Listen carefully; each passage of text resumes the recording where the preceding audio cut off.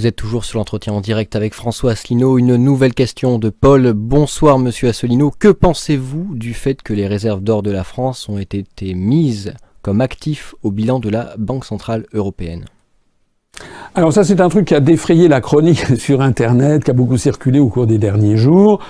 Il faut garder raison. La propriété juridique et matérielle de l'or n'a pas été transférée.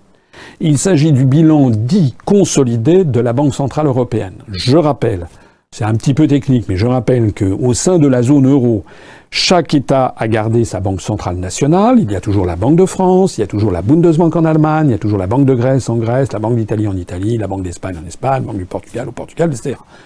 Et donc, la Banque Centrale Européenne, elle coiffe, si l'on peut dire, toutes ces banques centrales nationales, mais son bilan est infime par rapport aux autres, de l'ordre de 8% du bilan de toutes les banques.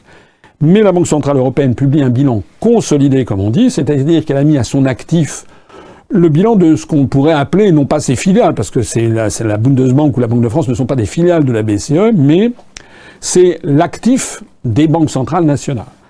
Donc c'est vrai que ça a pu choquer des gens de voir ça, mais en réalité, ça ne veut pas dire qu'il y a eu transfert de propriété ni transfert physique. Parce qu'avec l'or, ce qui compte, c'est le transfert physique. Parce que si tout explose, s'il y a une guerre mondiale, ce qui est important, c'est d'avoir l'or avec soi.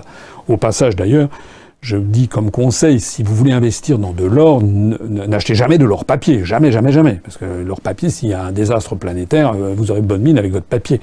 Les banques seront fermées et tout. Non, il faut absolument avoir de l'or physique, c'est-à-dire des pièces en or connues. Le Napoléon, la pièce de 20 francs étant la plus connue en France. Voilà.